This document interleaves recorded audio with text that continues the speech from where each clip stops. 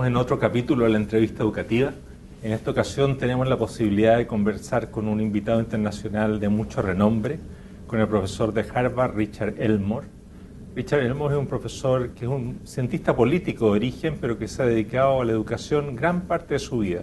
Primero trabajó en salud, pero después descubrió la importancia de la educación y ha sido un profesor de generaciones en Harvard, pero además ha tenido una trayectoria muy importante a nivel internacional, siendo un actor opinante muy incisivo y sobre las reformas educativas y también en el debate público norteamericano sobre las distintas reformas que ahí se han llevado a cabo. How are you, Richard? Fine, thank you. It's wonderful to be here.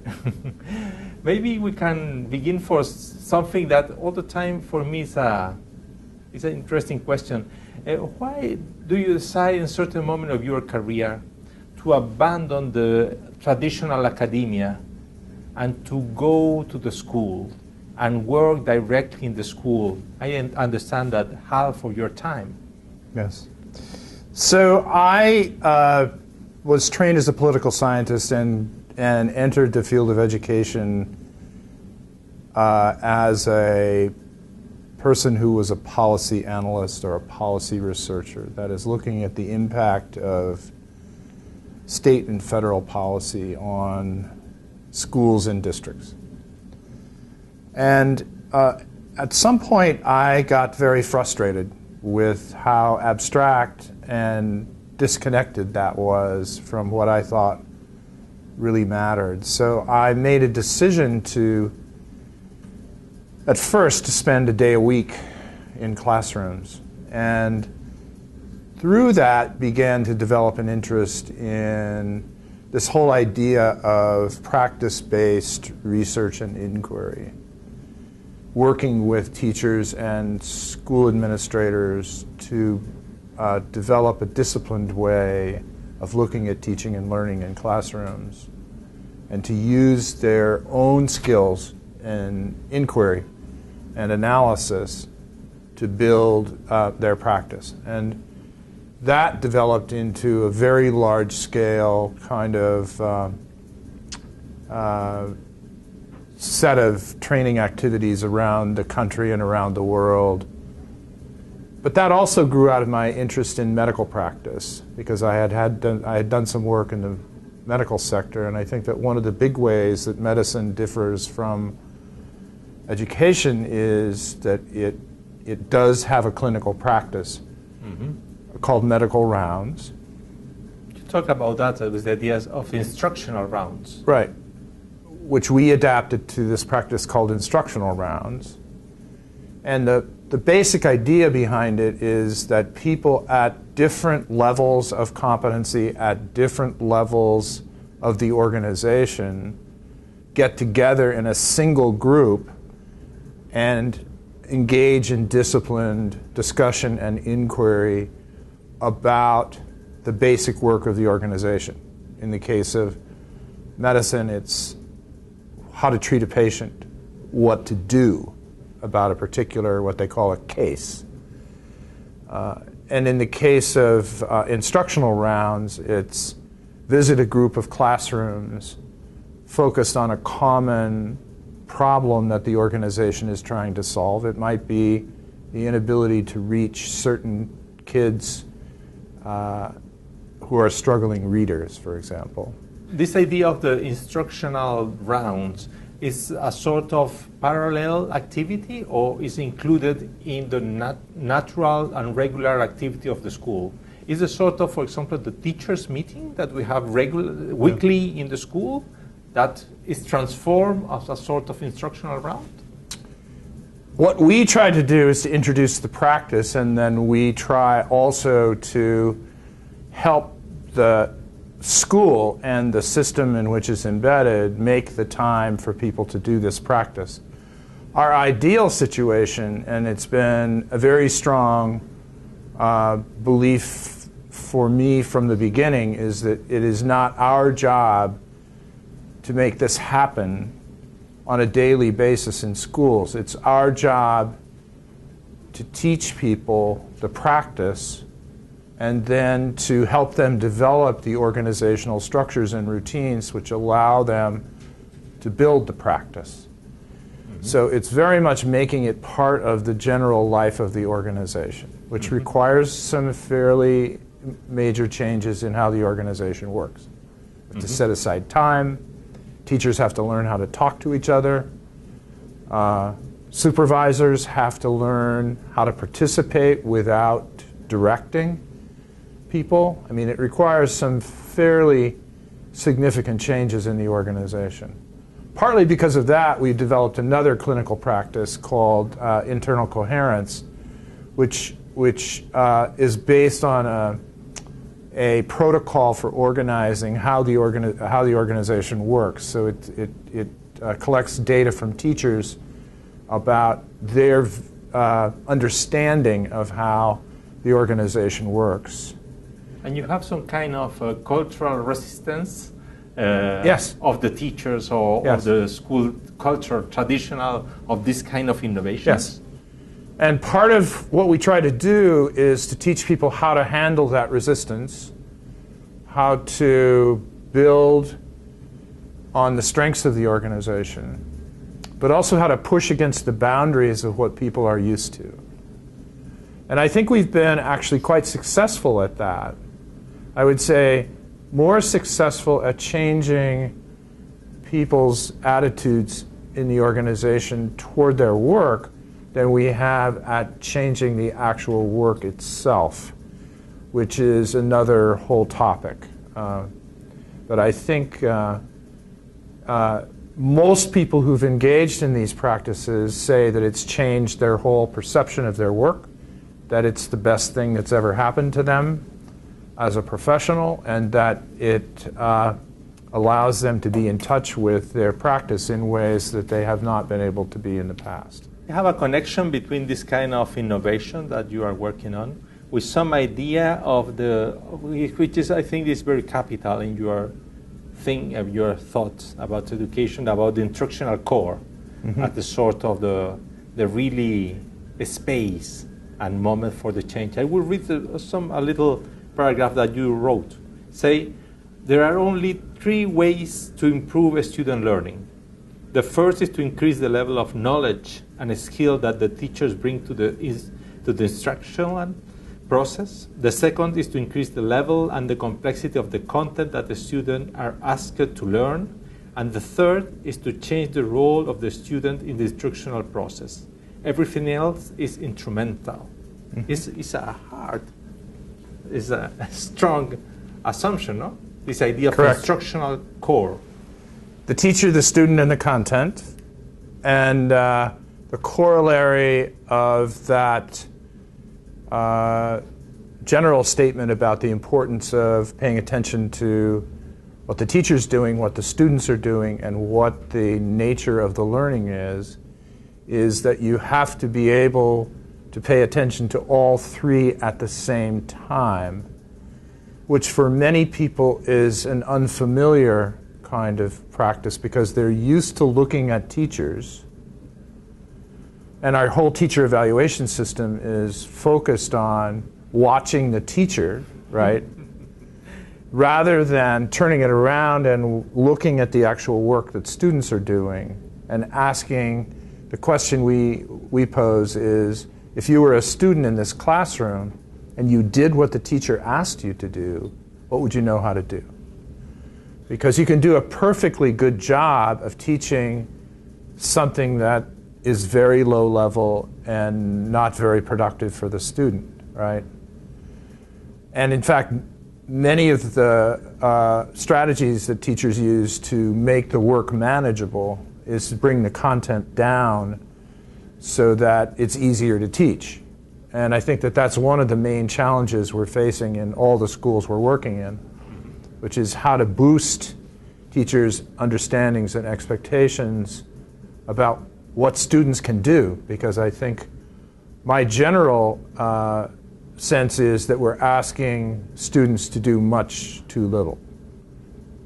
Well, that is interesting. In your view, the idea of in this instructional core, you have the student and the motivation of the student also as a very important part of the triad. Yes. Now, in my own practice, I think I've been, since I did this work on the instructional core, I've been deeply affected by the emerging research on the neuroscience of learning, which I think is beginning to tell us a lot about the conditions under which high-value learning occurs within the individual.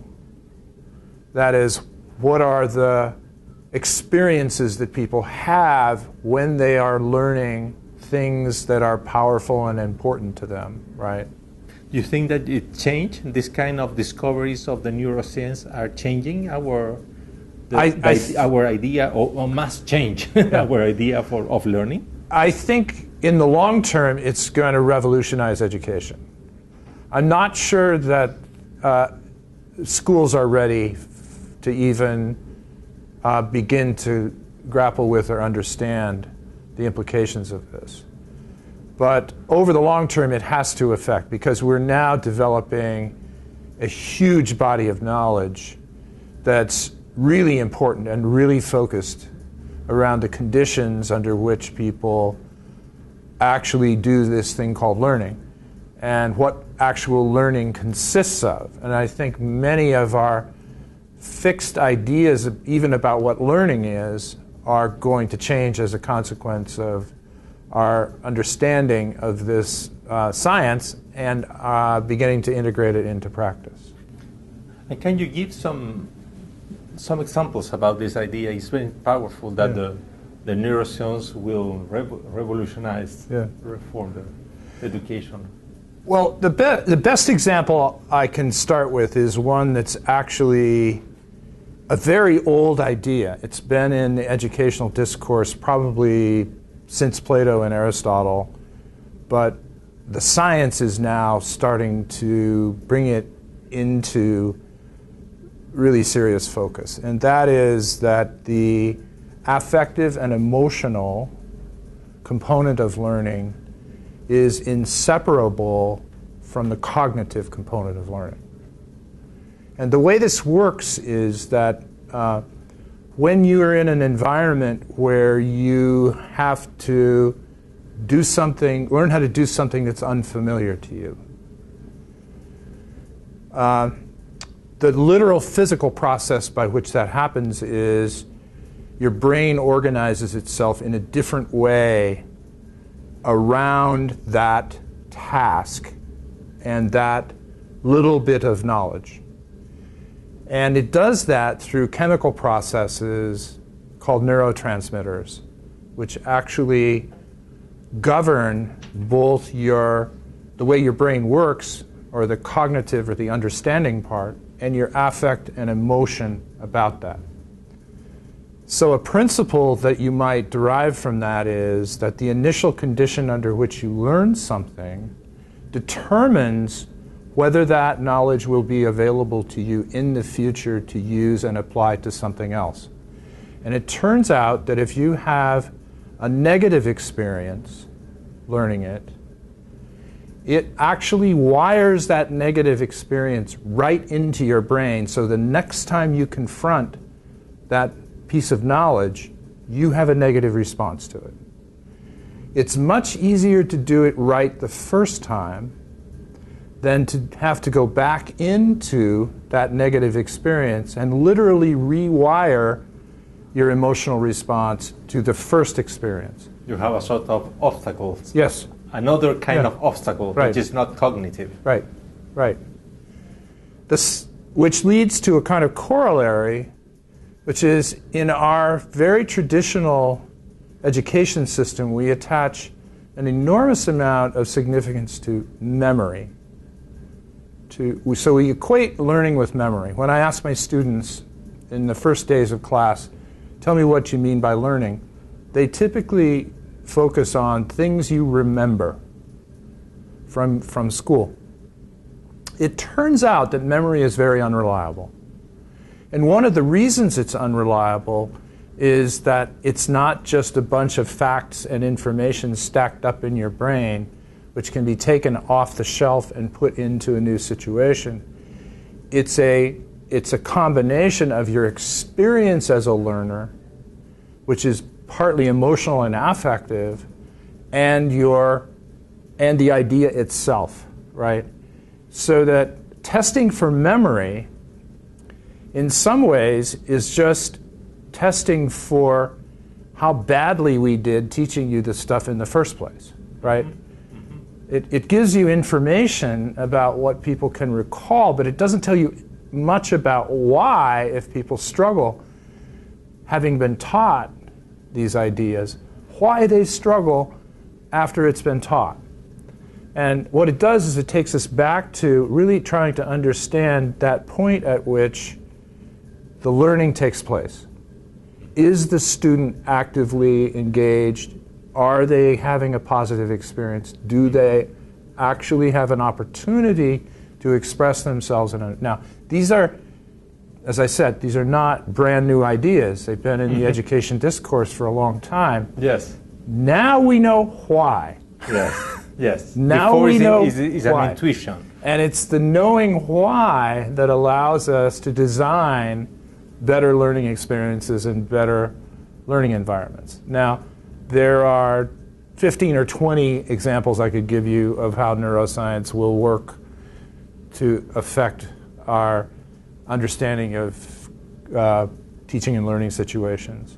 But that's the kind of logic that you would have to go through. It's not so very different from the kind of logic that physicians go through when their idea of disease changes. That is, what is the fundamental cause of this disorder? If it's one thing, we act this way. If it's another thing, we act that way. If it's transmitted only by physical contact, we know what it's likely to be. If it's transmitted in other ways, then we know a better way to treat it. So our basic understanding of the underlying mechanism helps us understand better how to address the kind of issue. It's interesting, your career and your books and your work, you have all the time a link between this instructional core inside the classroom and also the large-scale reforms. Yes. And maybe we can go in this direction in this dialogue, because you have a lot of criticism about the large-scale reforms, and you have some reflections about why they fail so frequently. What is your view about that? Well, I think my ideas have become much clearer about that, and by becoming clearer, they've become less popular. I think that there are two main reasons why large-scale reform typically fails, or to put it the other way, why it succeeds where it succeeds. Because we have examples of success too. Massive changes that have happened that have changed the whole way adults and students think about learning, basically. The first is that I think that reform is focused way too much on policy, and policy is driven by politics, and politicians operate on what I call a very short time preference, basically. In other words, if you're an elected official, and if you can't make something happen in 2 years, you will have failed in some respect. Most of the fundamental problems that we deal with in the field of learning and education are what I call generational problems. They require a whole change in the mindset and beliefs of people over time. So if you look at the countries that have had the greatest success in changing the mindset of teachers, students, parents, and the public at large about learning, Finland, Singapore, Shanghai, Ontario, Canada. Ontario, Australia. They set out with an understanding that it would take an entire generation to do this.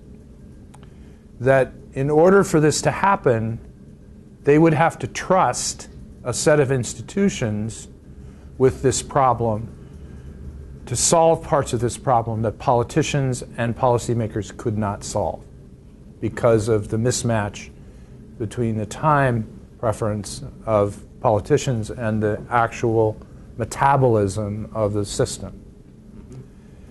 And it turns out when you take that attitude, a generation is actually a pretty short period of time.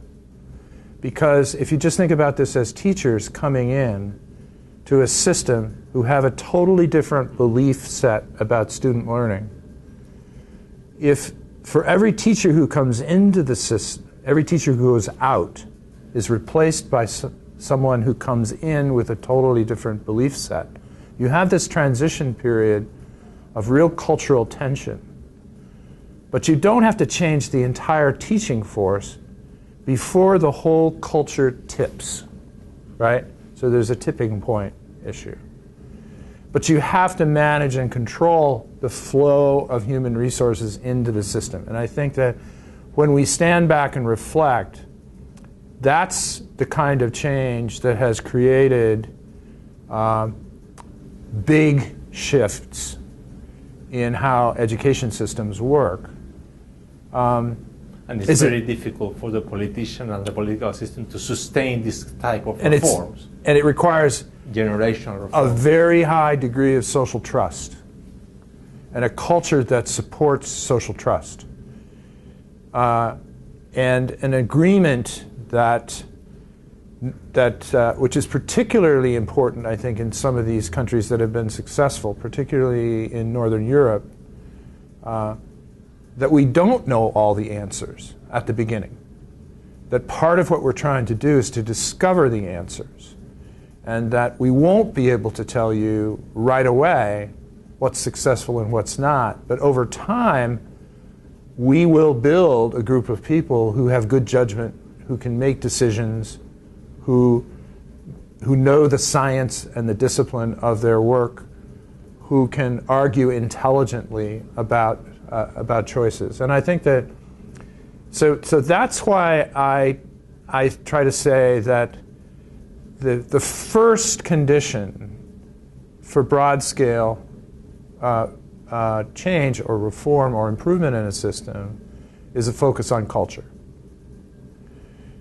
Can you influence culture with policy? Yes, you can. But it requires a different kind of mindset, I think, than we have right now. It's interesting also that you developed there a specific concept which is very influential now, this idea of internal accountability. Yes. Because you have a reflection in this domain that say, well, you have a lot of different kind of reforms, but try to push and put pressures right to the schools and so on, but it's a kind of external accountability. Yeah. One of my most influential professors as a graduate student was Tom Schelling, who was an economist, a kind of a strange economist, did work on very interesting kind of what would be called behavioral economics now. And he wrote a famous piece called Doing the Right Thing or Knowing the Right Thing to Do. And his premise was, in policy we tend to focus on trying to make people do the right thing, whether they know the right thing to do or not. In other words, we use various kinds of incentives and coercion to try to get people to do specific things. The real changes occur, the real changes in state occur as a result of giving people responsibility to solve the problem and helping them figure out how to know what the right thing to do is. And that's where this idea of internal accountability comes from. It comes from my deep engagement with the ideas of Tom Schelling, which is, if you build an organization that has the capability to solve problems, they will hold each other accountable for doing the right thing. If you're constantly telling people what to do, you're actually inviting them not to take responsibility for knowing the right thing to do. And I think that that's kind of where we are in this accountability game now, which is we're frustrated that we put all this energy and money into trying to make people do the right thing, and they still don't know the right thing to do, right? Well, they don't know the right thing to do because we haven't given them the responsibility to figure out and the access to the resources to figure out what the right thing to do is. And I think that that's the struggle around what's the role of policymakers and politics, and what's the role of practice in improving learning. Well, we have this fantastic possibility to talk with Richard Elmore, Harvard University professor. And now the last question that is typical in our space. And the last question, if you need to give only one advice to our educational system, what will be your advice? I've just had to go through this experience myself because I've designed an online leadership course for Harvard University. And I decided to focus it on the next generation of leaders in the sector, not even necessarily people who are already in the education sector or the learning sector, but people in their 20s and early 30s who could be interested in joining an ambitious kind of revolution in society around learning. And I asked myself, what could we do to make this work interesting to people who are highly motivated, well-educated, willing to consider a life that's full of a lot of complexity? And I think that that's the way we need to think. We need to think about where is the talent in society that we want to work on this set of issues. How do we get them interested? And how do we make the work interesting? Most of those people are not going to want to work in bureaucratic organizations. Okay? We need to recreate the profession. So part of our problem, and one of the problems I'm working on right now, is how do we design environments that invite the right people into the conversation? Not people who are looking for safe jobs necessarily, not people who have very fixed ideas, not people who already know the answers, but people who have enormous energy, enormous curiosity, and like to do things. Like they like this connection between ideas and action. And what we've tried to do with this online course is to invite people in. And I think that that's going to be the major challenge that governments are going to face, because right now our definition of what the right thing to do is to recruit people whose ideas, understandings, and beliefs about learning are consistent with what the policy says they should be and what the existing organizational culture says it should be. And they're not going to be the most imaginative people in our society. We may need people like that, but the people who are going to lead improvement need to be risk takers, they need to be ambitious, they need to ask questions, and they need to be willing to upset conventional understandings about what powerful learning looks like. Terminado aquí un capítulo más de la entrevista educativa en que tuvimos la posibilidad de conversar con el profesor Richard Elmore. Thank you, Richard, for this fantastic conversation.